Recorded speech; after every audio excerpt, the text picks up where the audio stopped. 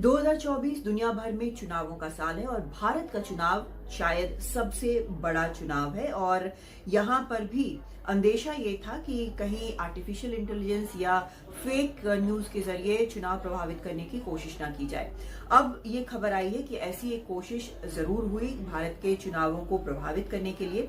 Chat GPT की जो बनाने वाली जो कंपनी है, ओपन एआई इसका नाम है, इसने कहा कि एक एआई के जरिए एक खुफिया ऑपरेशन कर भारतीय चुनावों को प्रभावित करने की कोशिश की गई।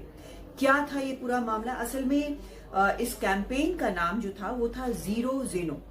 इसे इजराइल की एक political campaign management firm stoic STOIC वो चला रही थी।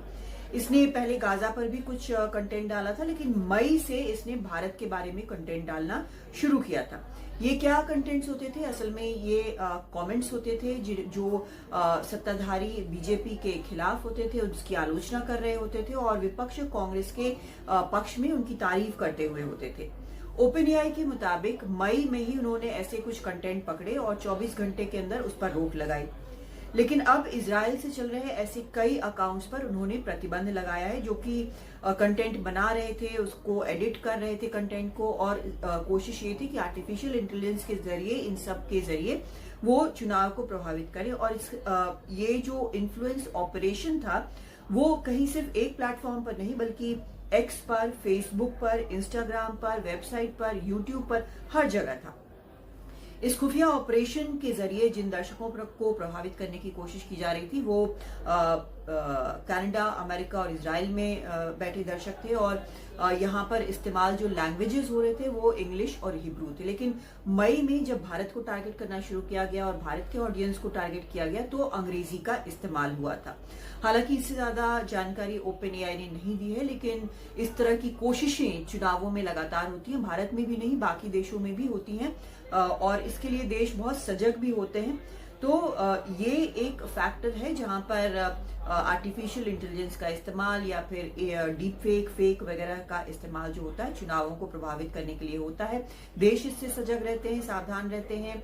जो चुनाव जो करते हैं उसके अधिकारी होते हैं वो भी सजग रहते हैं, लेकिन जनता को भी सजग रहने की सलाह दी जाती है। वैसे इस सब के बीच मेटा ने चीन में बनाई ऐसी कई सोशल मीडिया प्रोफाइल को पकड़ा है जो कि भारत के खिलाफ गतिविधि चला रहे थे।